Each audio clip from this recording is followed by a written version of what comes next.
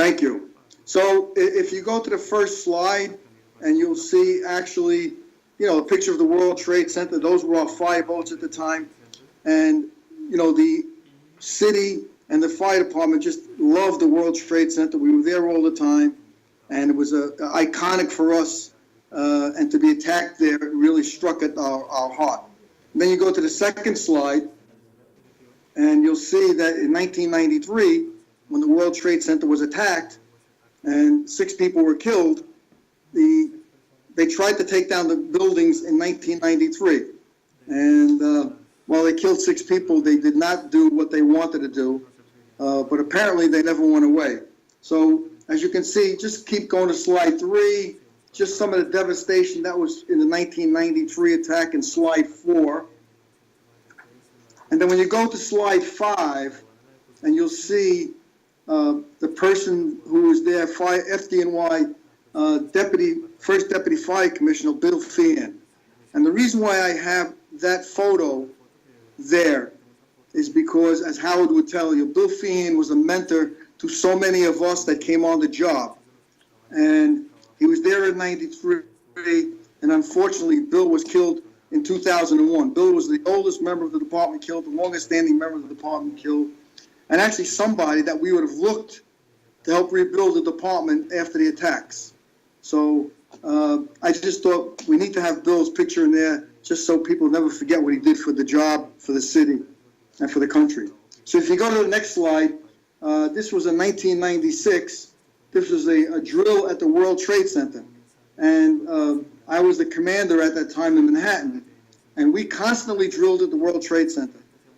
In order to be proficient at fighting fires in these buildings, you have to drill. You have to be constantly drilling. You have to work with the people within the building. You have to work with the occupants as well to comfort them, to know that if something happens in their building, the department will be ready to respond.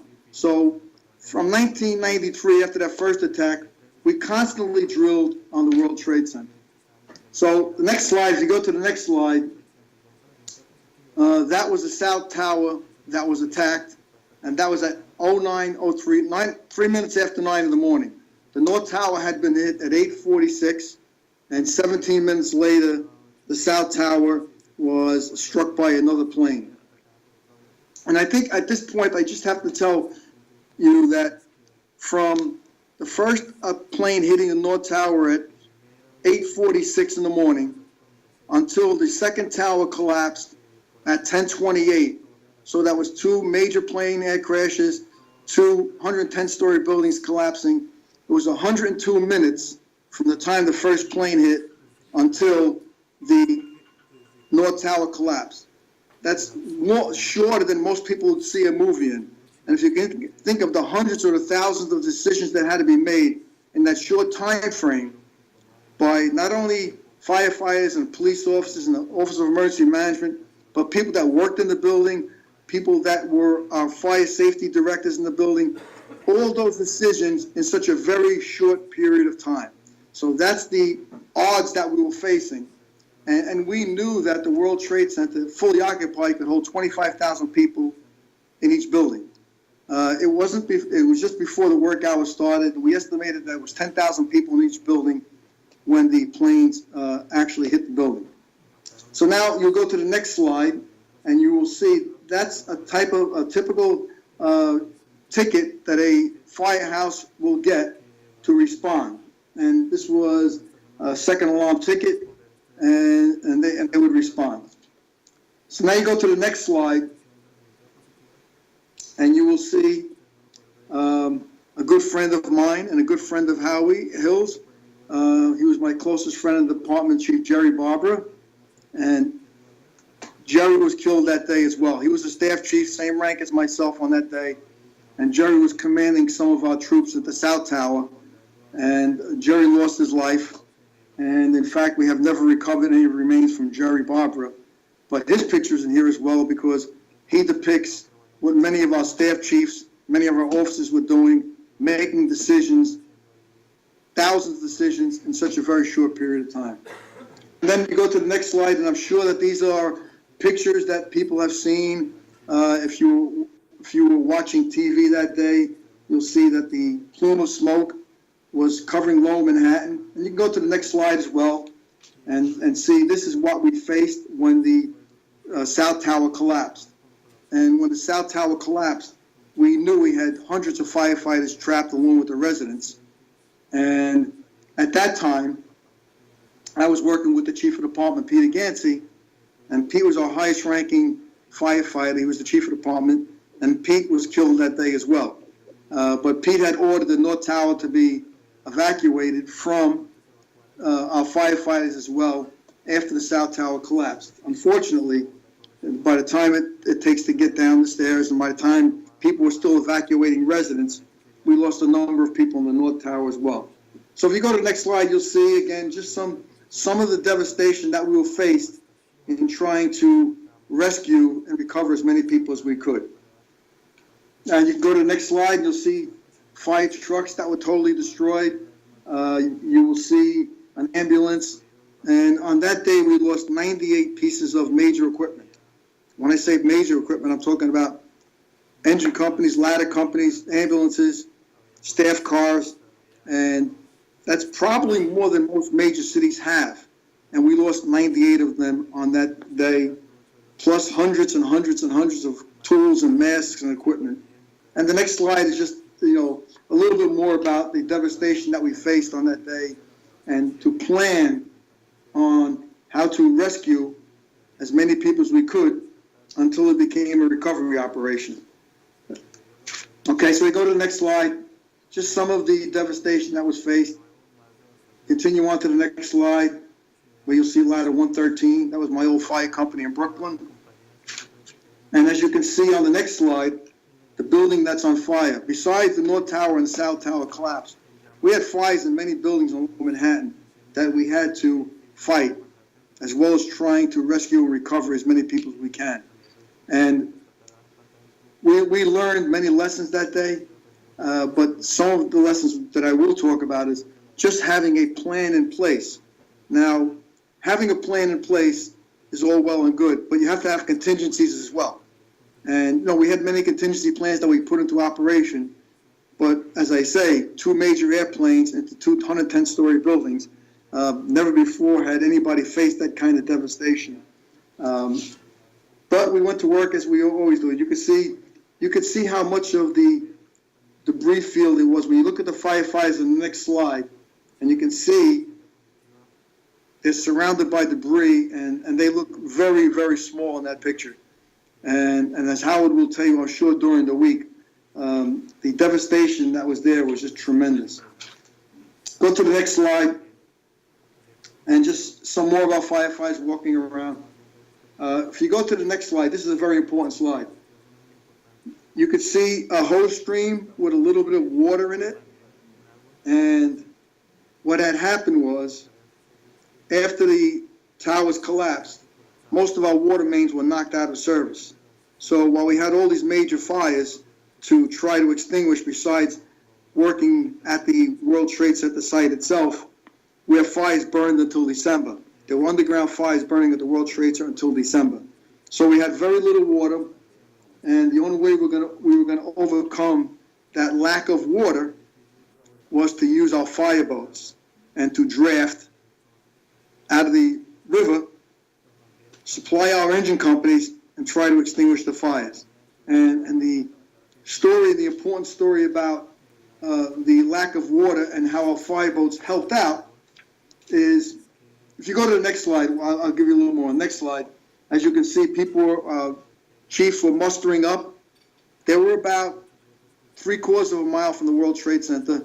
We set up a command post a little further north so that we could have people that were coming in from home. We had a major recall where people were coming in from home. We had 855 firefighters at the World Trade Center that day, and we brought in pretty much of the rest of the force of almost 11,000.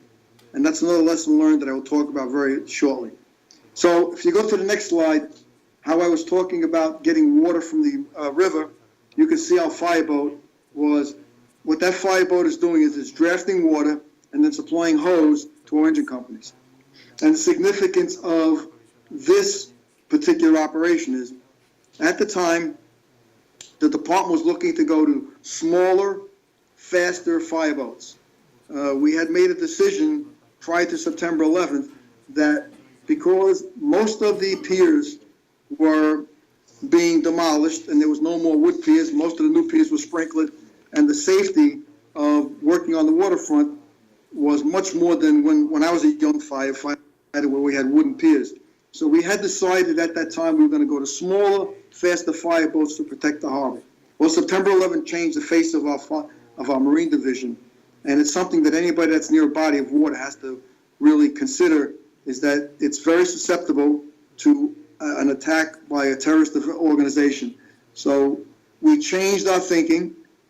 We certainly scrapped the idea of a smaller, faster fireboat, and we went to much more powerful fireboats, which I'll go over a little bit later on, and explain that because of what happened on September 11th, we changed the face of our whole Marine Division. You can go to the next slide, and I'm going to go through these very quickly.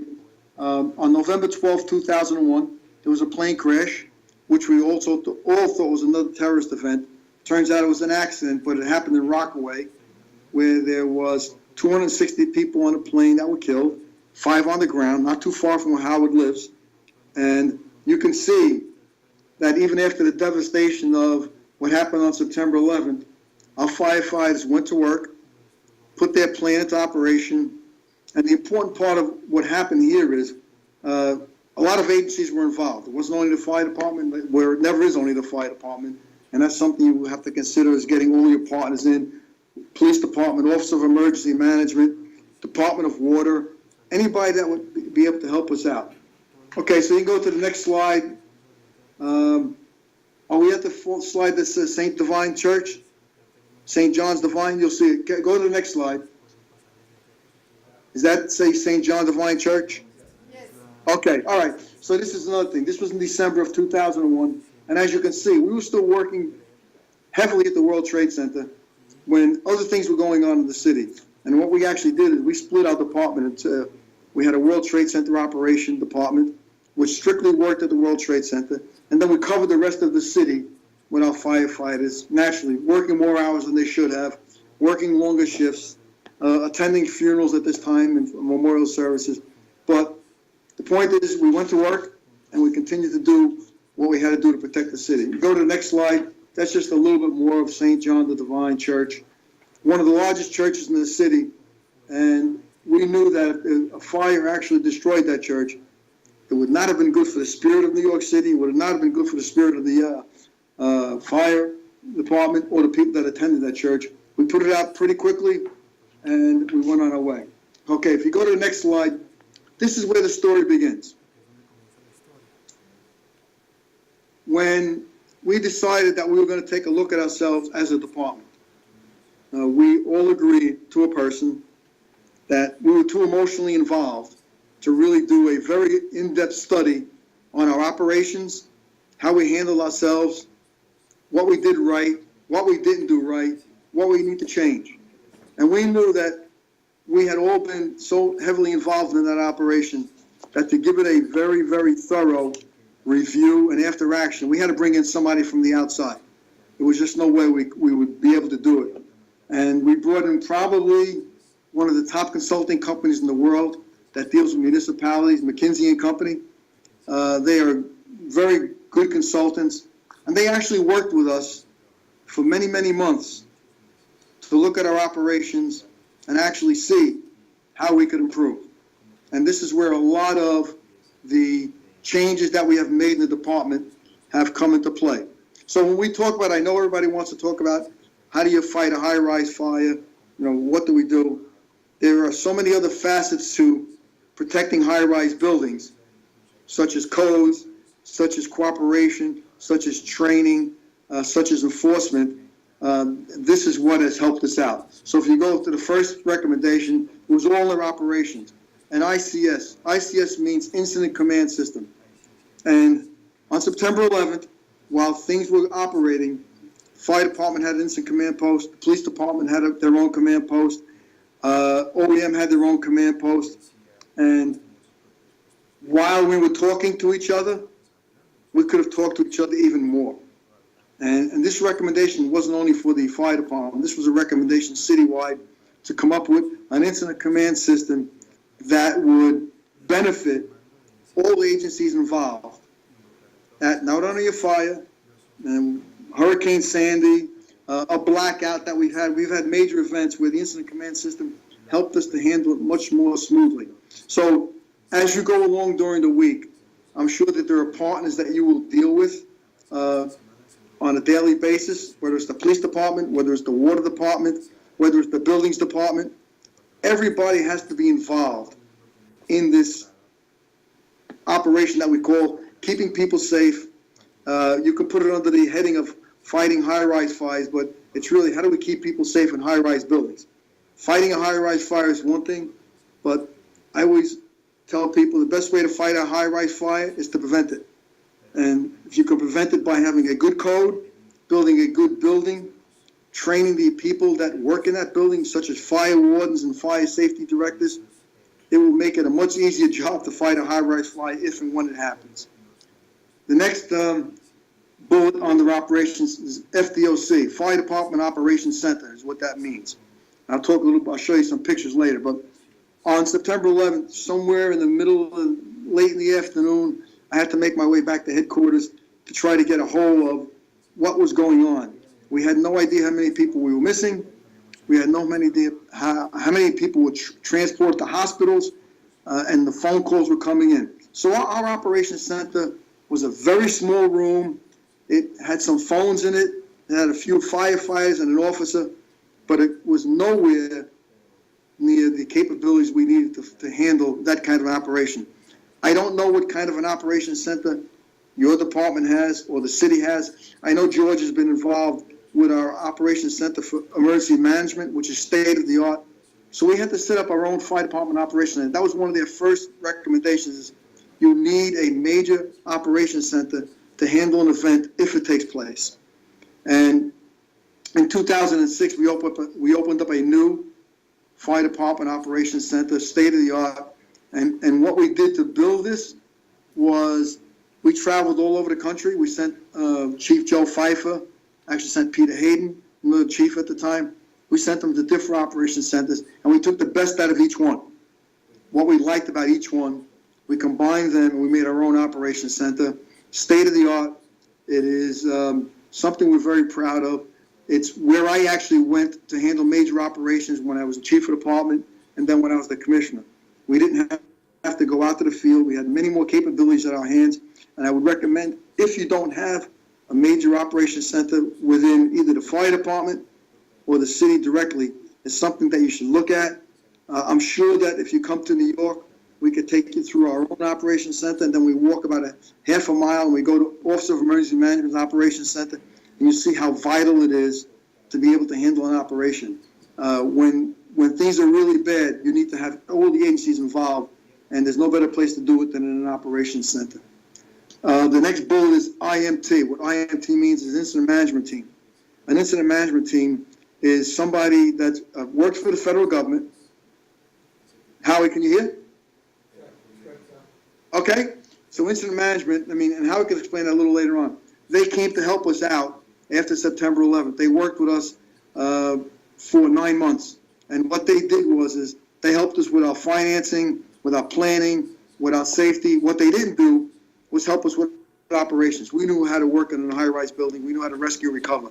But they did take a lot of the other things that we had to do off of our hands to lessen the burden for us because there was just so much going on. We had 16-acre site,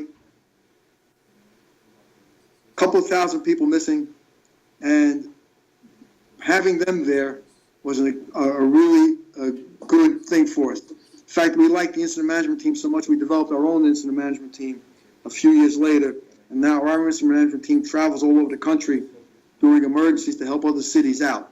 It's like paying it forward, and when we get there, they are really relieved at how much we can do for them. Improve recall. As I told you that when the towers collapsed, we had a total recall, which we haven't had in many, many years. Turns out the problem with a total recall is when we had to relieve people, there was nobody to relieve them. Everybody was working. So we had to put a new and improved recall system into place. And what we have now, and this is a template for everybody to use, is there are recalls of certain job titles. If you're a hazmat unit or a rescue unit, you can call them in. We can call certain units in from certain boroughs, so that if we need staffing, we can call in certain groups of people without depleting our forces. And something that people have to think about is when you have everybody there, who's going to come and replace them when they're tired? And it was something we had to work through for a couple of weeks until we got a handle on it. But now we wouldn't do that. Now we would recall people depending on what kind of talent that we need. Mutual aid. On September 11th, everybody came to help New York City. It was something that was extremely good, extremely uplifting, but it became an extremely dangerous thing as well. We didn't know who was there. We had enough problems trying to keep our own people in check, keep our own people from getting into places where we didn't want them to go. And when you have other cities coming in without really conversing with us, it became a very difficult operation to keep track of everybody. So now what we have is a mutual aid agreement in place with surrounding cities, surrounding states, but not having an agreement in place is not really enough. You have to train with them. We train with them a couple times a year. We make sure our radios operate together so we can talk to each other on the radios. And it's really been a very great project for us. You know, normally we would always provide mutual aid, but when they had to provide mutual aid to us, we had to be ready for them. And all these agreements are in place, and it's working very well. You'll see hazmat capabilities. On September 11th, we lost every one of our members of our hazmat unit that were working that day, from the top chief, Jack Fanning, who was in charge of hazmat operations, down to all the battalion chiefs that were there, and the 10 firefighters in the hazmat. So McKinsey and Company made a recommendation that we should have a second hazmat unit to back up the first. It was probably the only recommendation that we really didn't take. I wasn't overly enthused about having a second hazmat unit. I thought we needed to provide more hazmat training for other members of the department and spread it out, decentralize it. And we went to training a number of our units, our ladder companies, in our hazmat capabilities and in our rescue capabilities, so that if there was ever multiple attacks, and we were planning on multiple attacks for sure, that they would be able to help out our specialized units. On September 11th, we lost 25% of our elite rescue and squad firefighters, 25%. A tremendous loss for us. And to replace that, we had to really dig and train more people, and we decided to decentralize. And I will tell you, the decentralization, if we have time in my presentation, the decentralization really came into play during Hurricane Sandy, when we had to go to the borough command concept and work each borough almost on their own because of people trapped in their homes, trapped in flooding streets, trapped in basements, trapped in attics. And it was something we planned on for multiple terrorist attacks. It turned out it had to be a hurricane that we used it. But again, if you develop a plan, whatever it is, it can be adapted for a different type of emergency. We planned on multiple terrorist attacks, but the plan worked for a hurricane that struck all 5 of our boroughs in 2012. Okay, so the next bullet that they talked about was planning and management. And they thought, they were correct, that our top echelon needed to have more training in management. And we started a course called Fire Officers Management Institute, our FOMI class. And it was a way of training all of our top echelon in things that they have never done in the field. If you've been a chief in the field, never been exposed to our headquarters, never been involved in budget, never been involved in logistics, there are so many things that you have to learn. So we sent our top staff to a course called FOMI. And what it actually has helped us do is really build a succession plan for when people retire, because we're all going to retire. We all retire at some point in our lives. And you have to have somebody that's going to be able to step in and not have this learning curve that we had after September 11th when our top echelon was killed. You know, on September 11th, we lost 343 of our members, from our first deputy fire commissioner to our chief of department to our top staff chiefs like Chief Donald Burns, Jerry Barbara, Bill Feehan. And when you look at that, our succession plan it isn't what it was today. Today we have trained so many of our members to be able to step into a role that they aren't doing and fill it seamlessly. And this Fibrosis Management Institute is certainly something that has really helped us out. Communications and technology. Now, no matter where you work, no matter where you live, technology is always a problem. Our radio, as you can see, Laura and I practiced Skype this morning and it worked perfectly well. And then an hour and a half later, it didn't work. And this is what we do in the field. We go through this in the field as well with radios. You can be using a radio in the field and it works perfectly well. You put 5 more radios and it doesn't work well. So some of the things they talked about was developing a new radio, which we did. We put a new radio into play in February of 2003. We put a new radio. And in fact, they've just put another version of an improved radio into play in the field today. So as you can see, you can't just stop. You can't sit on your laurels. You have to really, really continue to work with technology, work with your people, see how you can improve yourself. One of the things that we have been working on, and we were working on before September, is personnel tracking, knowing where your people are within a building. You know, on September 11th, all of our command posts were destroyed when the buildings collapsed, and we lost contact with our people within those buildings. So we have some personal tracking going into play now. Still doesn't work like we would like it to work in a high-rise building as far as in the upper floors, but it does work on level ground. We do know how many people report to a fire now because of an RFID system, and we're much more in tune to it. Information management, now everybody knows information management. The more data you have, the easier it will be for you to handle an incident. We have data on all of our buildings now. We have data on our subway systems, data on our airports. We share it with our partners, as I said, in FCC, the MTA Transit Authority, the police department. As much information as you can get into your operations center, the easier it will be for commanders to help fight a fire. And the last bullet, but not the least important, is family members and support services.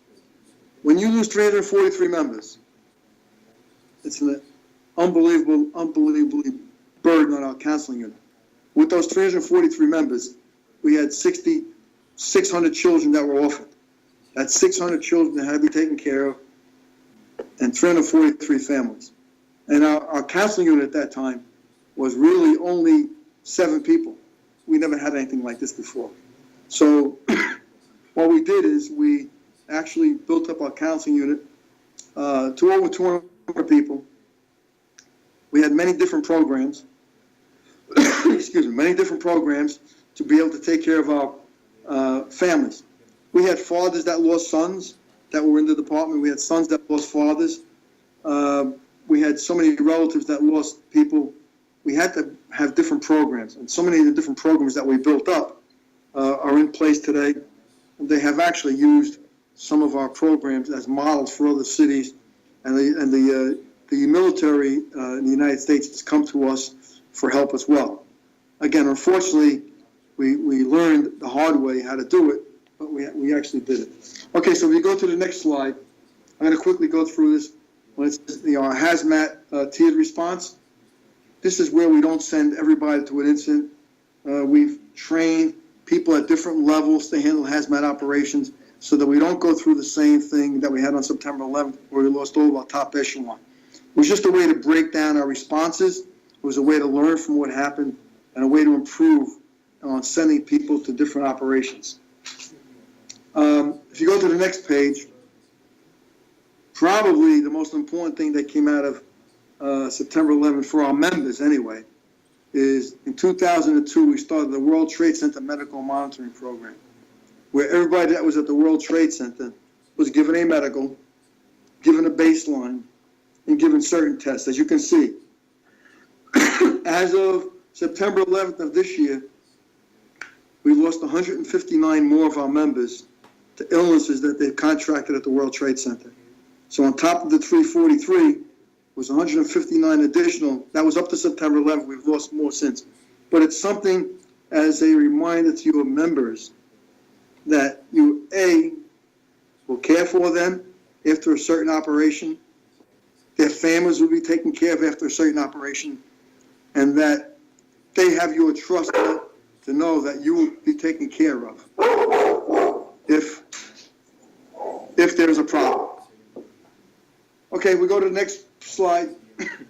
As you can see, in September of 2002, we had drills. We've improved our radio communications. We drilled buildings all over the city. If you can mind, that's my dog. I think he's getting tired of my presentation. So go to, that's it. Okay, Division of Training 2002. We skipped some slides. But that's okay. Those were just slides of people that were training, things, different types of events that we might have to respond to. So that's all that was. Division of Training. In order to make up for the 4,400 years of experience that we lost, we had to really beef up our Division of Training. Right now, a probie coming into the department gets 18 weeks of training, as opposed to 12 at that time. They're trained in all different aspects of building construction, terrorism, hazmat capabilities. It's someplace where you need to look at your training for your firefighters. It's extremely important that they are trained. It's extremely important that they give all different types of emergencies that they can respond to. And it's also important to make sure that they're physically fit. And that's where our work starts at the Division of Training. Laura, how much time do we have? I want to make sure that I leave time for questions.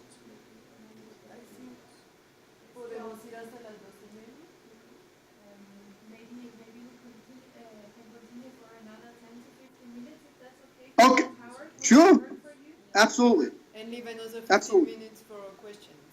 Okay, good. Okay, so if you go to the next slide, it talks about our partnership with West Point. And as I told you, there are many organizations that you have to partner with. And we partner with West Point, who developed a combating terrorism course for us to train our members on things to look for as far as preventing terrorism, things to look for if you see something that is suspicious, things to look for to improve your responses to terrorist events. And we thought of no better place than West Point, where they train our U.S. Army, cadets to work with. So they have certainly been our partners since 2004. We still have this course in place. The course says we have over 200 of our members trained now, and it's something we're very proud of. Okay, just the next slide is just a center that we started along with the West Point, the Center for Terrorism and Disaster Preparedness. This is where all of our drills, major drills, come out of. This is where we partner with all the agencies, whether it's city, state, or federal. And that's where we have these major drills. We've offered any high-rise building in the city of New York, if they want us to come there, we will have a tabletop exercise, we will have a full-scale drill, and then we'll have an after-action report with them and their occupants to see how we would handle a response to that city. It's something, if you're not doing it, it's something where you really should get into your high-rise buildings, work with the tenants, work with the people that run the building, so that the first time you go into that building isn't during a fire. Okay, the next slide, just some more about terrorism preparedness. We're going to skip the rest of those two slides. And we're going to go to a slide that says Biopod.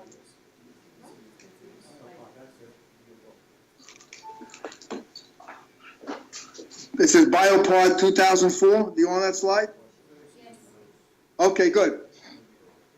Something that we started in 2004, and you can see Dr. Kerry Kelly, Dr. David Brazant, Chief Joe Pfeiffer, who was the first chief on the scene at the World Trade Center, and myself. And what we do every year is we have what we call a biopod drill. It's a drill where every member of the department that day is called to a decentralized location so that if there is an event, such as a biological or a chemical event, where they would go to get vaccinated, inoculated, before they go home. And the reason why we did that is just to make sure that the members know that if they're working for us and there's an event that takes place, we're going to protect them and their families before they go back home. We do it every year. It's a good drill. It's something that our incident management team helps us with. And very important, if you're not doing it, you might be able to look at some of the stuff that we put into place. Okay, so you go to the next slide, mobile command vehicle. It's just something that we take on the road with us. It improves our communications. We use it for a command post with ourselves and other agencies. Okay, next slide, Fire Department Operations Center. This is what I was telling we have developed after September 11th to handle a major incident. Much more than a small room where I responded to with only a few phones.